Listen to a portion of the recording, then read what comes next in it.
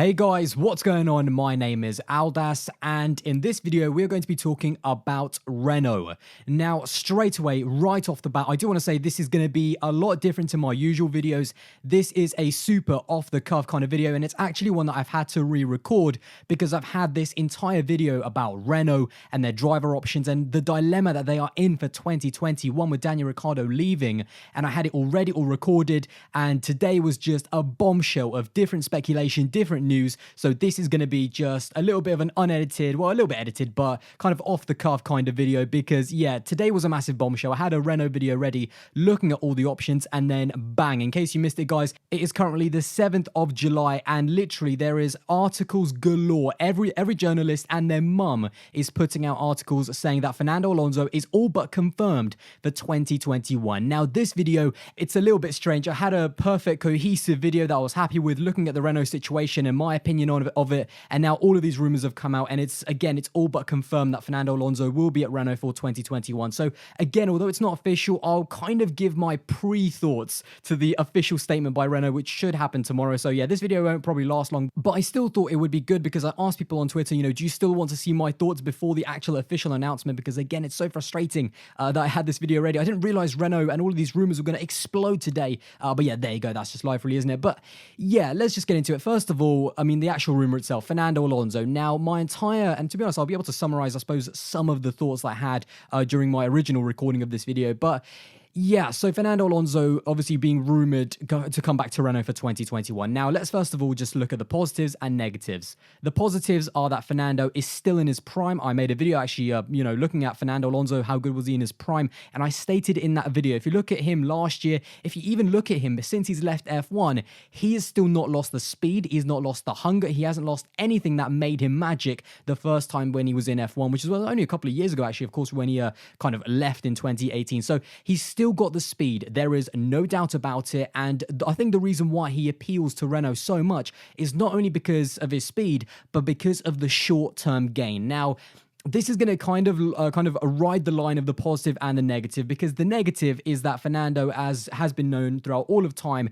to be a bit of a toxic character within teams. You know, when things are not going well, he doesn't just rally the troops around him. He can develop a car, there's no doubt about it, but he's not exactly the best motivator within a team when things are going bad. No doubt when he's in a title challenge, and we heard all of this from his years at Ferrari, he really did motivate the team and just absolutely grab Ferrari by the scruff of their necks to wring absolutely everything out of it. And that's how he took, two kind of mediocre Ferrari cars. 2010 was okay, but 2012 was a terrible car, and he took both of those to a title decider. However, time and time again, we have also seen him have such a negative effect when things are going wrong. So, this kind of balance between an amazing driver that is still in his prime, and there's no doubt about it that Fernando Alonso is an amazing driver. I consider him to be a better driver, just in terms of the driving aspect, not like the entire package. I consider him to be a better driver than Sebastian Vettel, but maybe that's a video for another time. But that's what they get short-term, a great driver who will give them short-term success. And I think that's what Renault need, because they're in a really weird rebuilding process. They did not have, 2019 should have been their year. They should have been where McLaren were in 2019, kind of almost pushing those podiums, and they just could not make that transition. So they need someone to come in and really steady the ship. And I think Fernando Alonso, that's why they're backed into this corner, because, let's look at all of their other options. Now, of course, the two guys in their driver academy are Lundgaard and Guan Yu Zhou. Now, here is the thing. Renault, no doubt, have really fallen behind on their driver academy. When you look at all of the others, Mercedes has promoted George Russell. When you look at Red Bull, they've promoted as well Alexander Albon, even though he was kind of dropped from the academy. But you get what I mean. And then Ferrari, of course, Charles Leclerc. And look at the amazing talent that Ferrari have in their driver academy in F2 this year. It's nuts. I think the podium in the feature race was literally all Ferrari. So yeah, they have a lot of good talent, although they could have a bit of a bottleneck problem in a few years. But anyway, so yeah, all of these driver academies are working, and the Renault driver academy is just kept falling behind. Now, a massive part of this, I think, and one person who could have had a massive say in this driver transfer is Antoine Hubert, because he had an amazing start to his career in F2, and of course then was tragically taken away. And if you look at where perhaps he could have been now, and then transition he could have made, perhaps he could have been in a better running for that Renault seat. But when you look at, the younger guys like Guan Yu Zhou, who is really, he's also had a fantastic start to to F2. I think the problem for Renault is one man, and that is Esteban Ocon. And it's something I've mentioned quite a lot, actually. And the reason why Alonso is a better, probably, prospect for Renault is because you've got to imagine in 2021, say you don't put Fernando Alonso up against Esteban Ocon and you put in Guan Yu Zhou.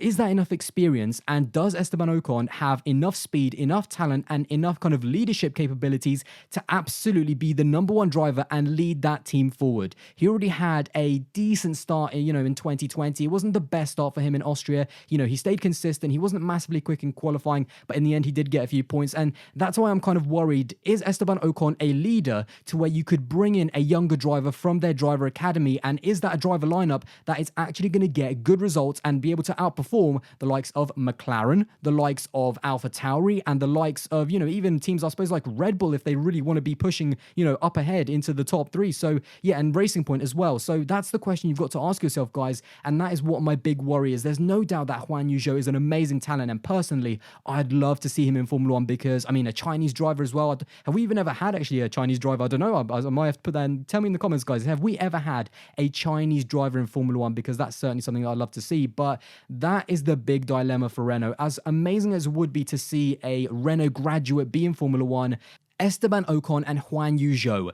Tell me in the comments, guys, honestly, is that a partnership that beats the likes of McLaren with Norris and Ricciardo, Racing Point with Lance Stroll and Sergio Perez, and of course the rise that they're making? And is that a lineup that are going to be able to challenge the top three in really big races in 2021? And I think that is their dilemma. That is why they needed someone more solid, and I think why they went to Fernando Alonso, again, for the short-term success. Fernando Alonso, of course, he's 38 years old. He's not a long-term option, but perhaps in a few years, then they can bring in, Guan Yu Zhou, maybe in 2023 or something like that. I think that's the problem they kind of had. But again, I suppose you could also look at some of the other, if I talk about experienced drivers who are going to give you, short-term success and that are going to help you develop the team, let's look at their other options a little bit as well.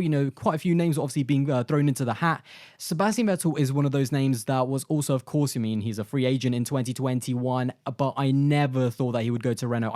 It just doesn't make sense as a career move for me. Why would Sebastian Vettel go to Renault, a team that really needs building up, instead of going to, at the very least going to Aston Martin? But I think more for Sebastian Vettel, tried to get into Mercedes or Red Bull. So for me, he was never an option. I never saw it as a great career move for Seb. As far as some others, Kevin Magnussen was another kind of name, which is, there was quite a few drivers from the midfield that could be thrown into that Renault. But again, I think they need just a little bit more quality than, the other midfield drivers.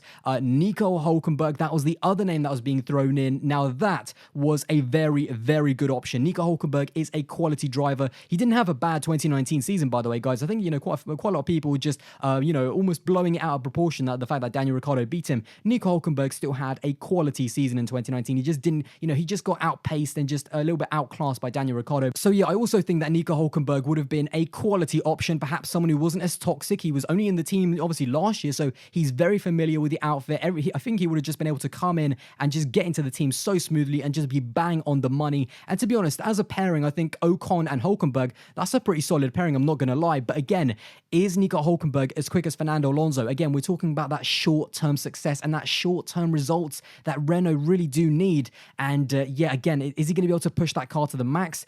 We know that he makes mistakes and perhaps he's not capable of getting that podium. Like literally Norris in the previous race, in the first race of the season, he was able to battle it out, kind of in the race of attrition and get that podium. And Nico Hlkenberg has always suffered. And I guarantee, Fernando Alonso, he doesn't crack under pressure the same as Hlkenberg. So again, that was probably another little factor. And then the other driver that I seriously, if I was Renault, I would have considered, even though he's not technically free or we don't know what he's going to be able to do, is Valtteri Bottas. I've been saying this for ages, that Valtteri is an amazing driver, although yet again, there are a lot of rumors really recently coming out that he is basically all but signed on for Mercedes in 2021 alongside Lewis Hamilton, which is a shame for George Russell. I don't know if I feel happy or upset, because Valtteri, he's done a great job obviously winning the first race of the season, but I do want to see Russell. So perhaps Bottas isn't free to negotiate now because he doesn't know his future at Mercedes. So yeah, that's why I think Renault were really backed into a corner. And again, I totally understand the argument that if you have a driver academy, you have to use it, so get one of the young guys in as well. And I totally agree with that. And I think, Guan Yu Zhou would have been a great driver. But again, I come back to the same question as I said a few minutes ago. Does Esteban Ocon and Guan Yu Zhou in Renault, a team who are still trying to get up to the top, a team who are still trying to develop, does that pairing beat the other midfield teams on the grid. And to me, I'm not sure. I'm not going to say no because Juan Yuzo is a great talent and Esteban Ocon is a really good driver, but I just don't see that pairing exceeding expectations, which is exactly what Renault need. And that's why I think Renault was seriously backed into a corner. They needed a driver who was going to deliver right now, get them big results, get the team just kind of feeling a little bit better. And despite all of the negatives that Alonso brings with himself again, I mean, seriously, the toxicity. And then when you think about the team that is going to be in 2021, Ocon, Alonso, I mean, those both two drivers have had, problems with teammates and problems within Formula One with crashes and stuff. And then you have Cyril Abiteboul. It's going to be chaos. So there is so many negatives. There is so many hurdles for the Renault team and the Renault drivers and everyone associated with that organization to jump. However, as I said, and I'm going to reiterate for the final time, I think Renault had their hands tied and they needed a driver, and they needed a driver pairing who are going to do the best job in the next couple of years to actually maintain some stability in the sport, because Renault are not exactly amazing financially. So yeah, that's why I think the Alonso deal is all but certain, as we've kind of expected, and that's why I think Renault were completely backed into the corner. And that kind of summarizes, hopefully in not too lengthy of a video, the driver dilemma that Renault had. But again, let me know your thoughts in the comments below, guys. Actually, let me know the driver lineup that you would like to see, like your imaginary Renault lineup for 2021, and let me know also the driver lineup that you think they're gonna have in 2021 when you put your team principals head on and you have to get results, because there's a lot of there's a lot of pressure on your shoulders as a team principal. And of course, Cyril Abiteboul is definitely one of those team principals that's under pressure with the financial strains that 2020 has created. So yeah, let me know your thoughts in the comments below, and if it does get announced tomorrow, like everyone's saying that it will, I will put another video out with maybe some more clarity in my mind. And certainly all I can say is that Formula One is about to get a whole load more interesting. Anyway, guys, there you go. Hope you did enjoy this kind of strange little video that I've put out. But yeah, don't forget, if you did enjoy my content, don't forget to drop a like, smash that subscribe button, and again, look forward to my video tomorrow if it does get announced. Anyway, guys, I'll see you in the next one. Bye, guys.